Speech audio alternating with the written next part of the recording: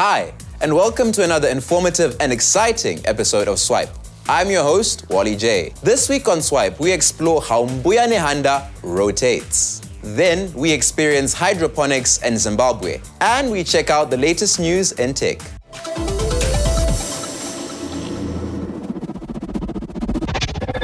Brilliant engineering has given birth to one of the tourist attractions in Zimbabwe, the statue of Mbuya Nehanda. The statue that seems to change directions every day. The first week it was up, people thought the engineers had not yet decided which direction she should face. But in actual fact, the statue sits on a rotating platform that was designed and assembled by Kinotech Engineering and Equipment with Godfrey Mavurui as the mechanical engineer. I'm a mechanical engineer and the one who did the Mbuya Nehanda rotating machine. The first thing which initiates our drive is the electric motor, which is 3.5 horsepower. It's a very small electric motor, but just because of gears, the electric motor can rotate the whole thing because it's even heavy, but just because of some complex gears that we've put, it's easy. So the electric motor is the one which initiates the drive. They've got one gear. Then the next is another gear, which is mounted on the gearbox. So the gearbox, we put it so that we can further reduce the speed. Because actually what we wanted is the stage to rotate something which is not visible. So we put a gearbox to reduce the speed. After the gearbox, we got another gear, which is mounted on the output of the gearbox. That gear again is supposed to give us lower speeds. So we put more 2 gears on the gear train. So these 2 more gears, they help us again to reduce the speed further. But finally, we've got a bigger gear, which is almost like a bearing. So this gear is the one that is mounted the plate where Mbuya Nehanda is standing right now. So it will reduce the speed even further. So when we are switched on the machine at the moment, it will rotate about 3.5 hours without putting the analog timers. So these analog timers will help us to switch off the machine after a certain period of time and switch it on. Just because the speed is too slow, even the machine is off or it's not running, you can't even see if the machine is running or not, just because of the speed. So the analog timer now, right now I've set it to run for 2 minutes. After some 2 minutes, it switches off. It cuts the power. After 15 minutes of idle time, because I've put idle time of 15 minutes. After 15 minutes, it switches on. So these intervals of time, I've just put them so that our gears, the electric motor, will reduce the wear and tear of the materials. Because the gears are made from EN19 material. It's hard, it's strong, it's durable. But at the same time, we wanted to protect the electric motor so that it doesn't run continuously 24/7. Maybe you might need to check here and there for greasing and oiling. But for the materials that we've put, for the mechanical part, we've put the electric motor, some gears, the gearbox, and the cylinder bearing. Then the frame itself, we used local steel. There are some square tubes. But for durability again, those square tubes, we didn't paint them because sometimes paint, it can come off. So we hot dip galvanized the frame so that it won't rust. I've set it according to the type of gears that are on the machine, so that it will give me 12 hours to complete 1 revolution. It can take 24 hours to complete a revolution, or even 2 days. It all depends with the setting on the timers. The timers are the main controls of the machine. And the advantage of them is that provided that there is no power, the machine will just stand where it is, doesn't turn. But when power is back, the machine will just start to run. So the advantage for the machine is because of its position, we couldn't put switching on the machine. Because without those, that design that we have put, when the power is gone, someone needs to go up there and switch on the machine. So I decided to design in such a way that when there is no power, when power is back, the machine will just start on its own without anyone operating it. In the morning, it was facing the east. Then in the evening, after 12 hours, around 6 p.m., it will be facing the west. So during the night, it will be rotating again, so that in the morning, it will be facing east. In the evening, it will be facing the west. That's how it will be rotating. So this is our final drawing for the machine. As you can see here, I've got our motor, electric motor. That was I was talking about.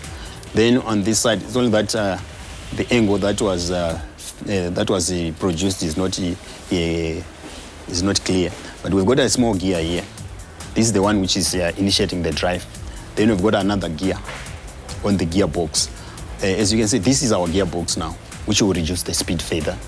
Here, we've got 2 gears, but unfortunately, they are not visible. But if you can check here, we've got a gear, which is an output on the gearbox.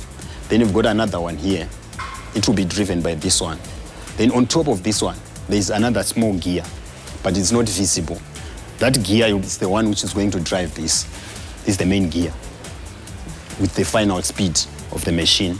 So on top of the gear, we have mounted a plate, a stainless steel plate. That's where the stage is mounted. So we have put stainless steel on the final plate because stainless steel doesn't rust. Because there will be some rain, some weather, some wetness and like, you end up rusting. So this is the machine. But as you can see, I don't know if you can understand some of the things here. Because this is the motor, this motor here. I was trying to put some sketches because you have to know every angle of the motor. You have to know the sizes of the motor and the length, width, and the like. See, these are the sketches, the journey. This is the gearbox. This gearbox here. You have to know also the parameters of the gearbox. So I was taking everything and tried to join them. When I joined them, this is the frame as usual. So my final sketch was this one. This is the final sketch that I put on this one. If you can see, it's only that it was drawing on SolidWorks. But this drawing here is the same as this one. But I've removed the frame so that you can see the angles. So if you can check this sketch and that one, they're almost similar. It's only that the size now are precise. Those ones are just the sketches. This is the design for the base frame. There's some angles, because it was supposed to fit on the bridge, the specific size that we put on the bridge. When you are designing, you start to design and think about something. Then later on, you change. But if you change, you throw away the paper. You end up saying that, no, on that piece of paper, there's something that I need. So that's why I end up putting everything on the wall. So that if there is something, a piece that I wanted, I could pick it on the wall. And like just putting some papers on the book, to be taking time to try to peruse over the pages.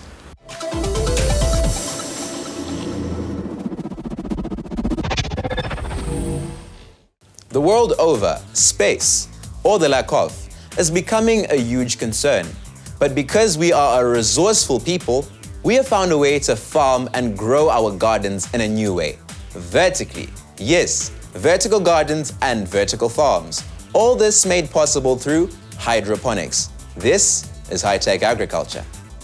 Hydroponics is a farming technique that eliminates the use of soil.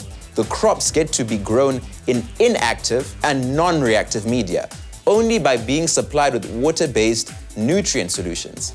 Sounds complicated. Let's find out more.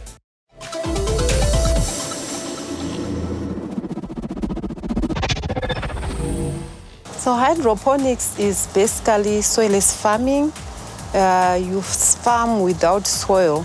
Hydroponics comes from 2 words. Hydro is water, ponics is a Greek word which means working. So hydroponics is working water without soil. So we put some nutrients in the water and the water circulates. When the water is circulating, it's feeding the plants. So we've got a hydrofeed that we put and we mix it with calcium. Any of those we work basically for all the hydroponics planting. There are so many advantages of hydroponics farming. When we are using soilless farming, it means we are not using any soil. And in soil, there are so many soil-borne diseases. But when we are using hydroponics, it means we are going to eliminate the soil-borne diseases. Hence, we are also going to eliminate most of the pesticides that affect our crops. At the end of the day, we are going to use pesticides-free farming. So the system has got a pump. The pump runs 24/7. So basically, you need electricity 24 hours. And if you know that you can't have electricity 24 hours, the best thing is to do a solar backup. For this garden, we are actually using 100% solar. So it's sustainable farming, it's a renewable energy. So we are also saving the planet using hydroponics. Our system has got a pump, and in that pump, it pushes water through the tables. So when it reaches the tables, it then runs through gravity, because there's a slope coming to the end of the table. So it runs through gravity, and then the water goes back to the reservoir through the gravity, and then it also circulates again. So the water is circulating 24/7. In this system, for your own information, this capacity of this greenhouse, we've got about 5,800 plants, and we use about 3,000 liters per week. So you see, it's so viable because the water is circulating. And all the other factors is how big is the crop, how hot is the day. So if the crops are much bigger and it's very hot, then because of evaporation, we use more water. But when the crops are small and when it's cool, there's less evaporation. So we lose water by evaporation and feeding the plants. There is no runaway water. We are not polluting the environment. We are not polluting the rivers. You can use any type of water. What you need to do is that you have to make sure that your water is not polluted. The main thing when you are doing hydroponics is to test your pH. So just like when you are farming on soil, you need to test your soil for the pH and then you adjust. But with the hydroponics, we test our water. So you need to know the specific pH of particular plants. So it's just a normal pH scale from 0 to 14 that we use. But for a particular plant, you need to know the pH. So if the pH is not in that range, you have to adjust with the pH up or the pH down. Vertical farming is part of hydroponics farming.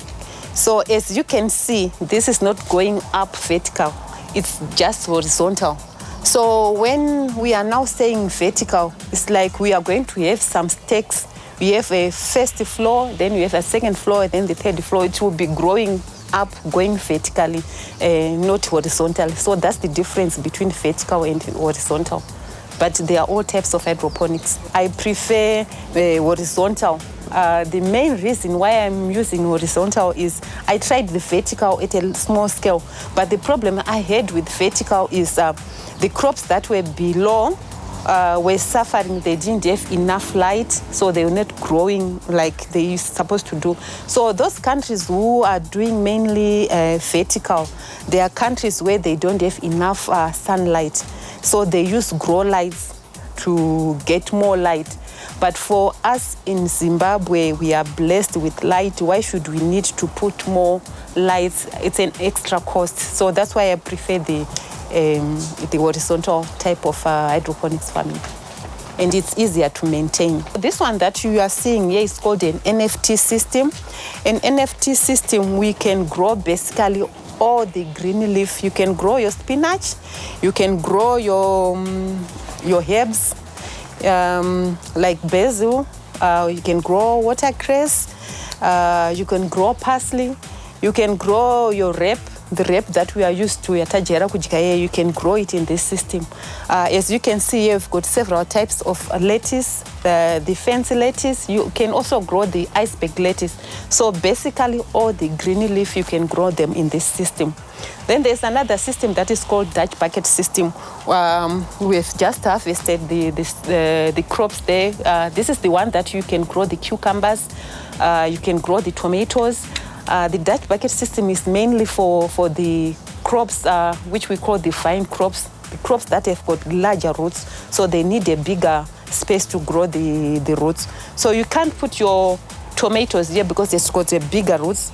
and the roots will clog the system. Hence, that's why we've got separate types of systems. There's many sizes of hydroponics that you can do, and there are many types of hydroponics farming that you can do.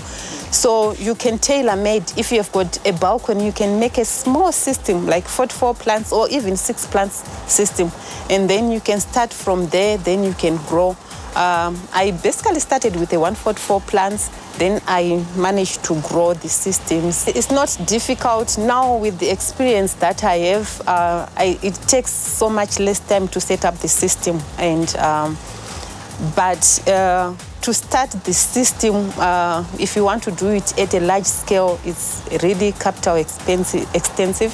So what you need to do is if you want to do it and you want to start small, that's the only way to go. Start small and then grow big. Apart from their aesthetic beauty, these vertical farms are a sure way to beat droughts and the perfect solution to have beautiful indoor gardens.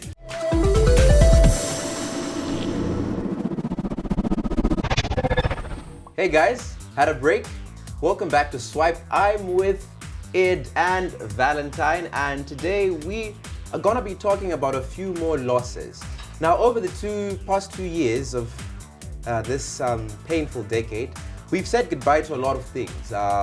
LG smartphones, iPods, Zuko tap cards, and now we're saying goodbye to something very important to most of you, not to me, and that's Internet Explorer, Microsoft Internet Explorer. Now, it's gone, it's dead, I don't know. Tell me about it, Val. It was the best, worst web browser out there. Back before we had Chrome and Firefox and Opera and Safari. Internet Explorer was the only thing that we had, and it meant that you had to use it at its very slow speeds, whether you liked it or not. But then as time progressed, it just became a browser to download Chrome. Yeah, a lot of people in the Twitterverse keep saying that the Internet Explorer, the only good use for it was to actually download other browsers, like Chrome and Firefox, like you were saying. But, it had a good start. I mean, it's iconic. It got replaced by Microsoft Edge, and I'm still confused. What's the difference between Microsoft Edge and Internet Explorer, besides, of course, the speed? Edge and Chrome are the same thing, almost. Almost the same thing, but which one would you prefer? Chrome. Okay. Anything Microsoft, I never. Okay. No, but it's cool. So Microsoft actually really makes some good quality stuff when it comes to their software stuff. So Edge is not bad. It's just that because most of the stuff we use is Google, so your Gmails and whatnot, they have a better integration with Chrome than with Edge. Yeah. But yeah, I mean, Internet Explorer, I think guys like me who are really technical in the telecom side of things, we will miss it because there are some routers you can't configure with other browsers, only with Internet Explorer. So I don't know how that's going to happen now, but yeah. But right. I was reading earlier, okay, by the way, you were saying Microsoft Edge and Internet Explorer. The E is misleading. I mean, they were supposed, when they made Microsoft Edge, I was thinking maybe something new, something different, maybe like an M, rather than an E, yeah, it doesn't make sense. But then I was reading that it's not completely gone though. That if you go into your settings, your Microsoft Edge settings, you can somehow get what's called IE mode, or rather Internet Explorer mode, and yeah, you can use it for specific pages. But then when you use the pages, you're gonna be warned that after you're done with this page, make sure you exit, because that part, that mode, the IE mode, is gonna be very open to malware. So yeah, I think it's not completely dead. You know that DC hero, the Ghost, is it Gentleman Ghost? Yeah, or Guy Gardner, I don't know. No, yeah, no, something like that. It's gonna be, hovering.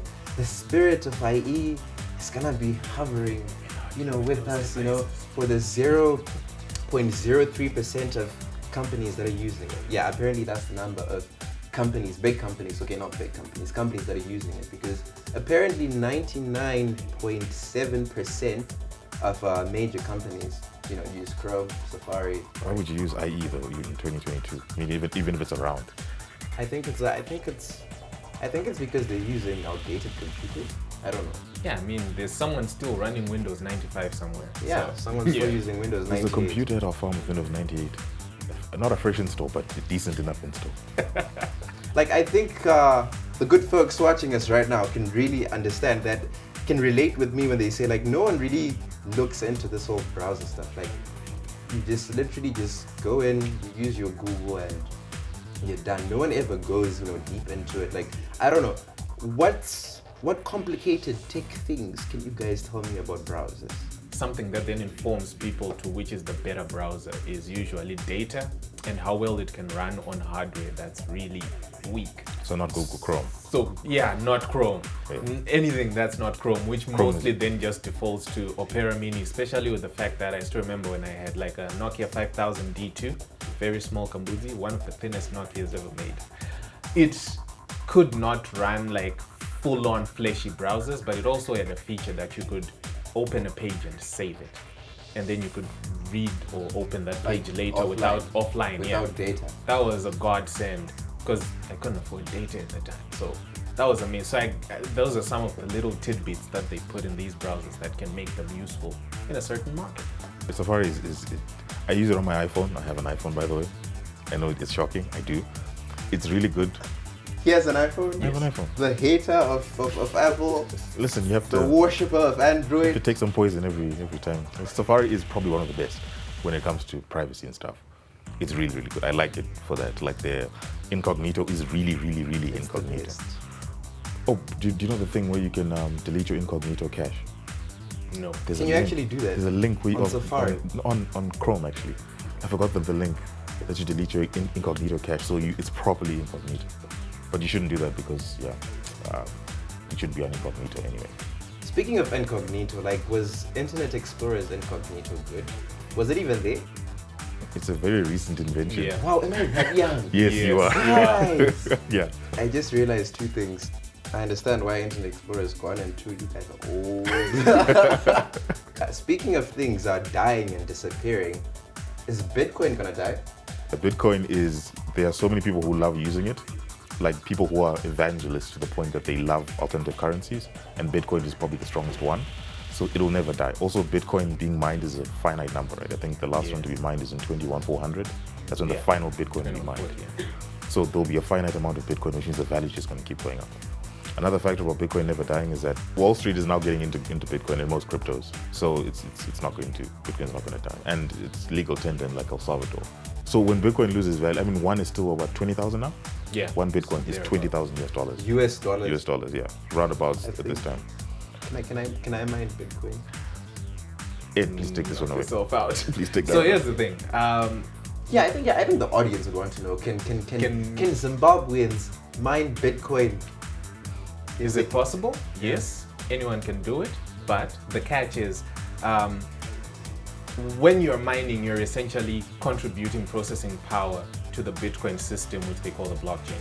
So how you are contributing processing power is so that you can verify transactions that are happening on the blockchain. If I send you money, someone has to verify it somewhere else because of their open ledger system, so that every node within the network understands the transactions that are there, how much Bitcoin exists, and to just keep it like a closed loop of some sort. So because it gets harder to mine the Bitcoin, the more Bitcoin is available, it then makes it really a capital intensive thing if you want to invest in it now and get significant gains from it. So you would need like a warehouse full of like the top of the line GPUs running at full chat 24/7. The amount of electricity alone you're going to be paying for that is going to be too much for it to make any sense compared to the money that you're actually getting from Bitcoin. So yeah, you can do it if you want. But it's one wild investment that you have to put into it. But I think I'll start my own cryptocurrency, and I think I'll call it Swipecoin. I was going to call it the Wally J. The Wally J. The Wally J would be cool. The Wally J. About 6 I'm J's. going in okay. Purchase bread with the Wally J. See? Okay, guys, thank you for watching Swipe. Join us in the next episode and say it with me, guys. Swiping!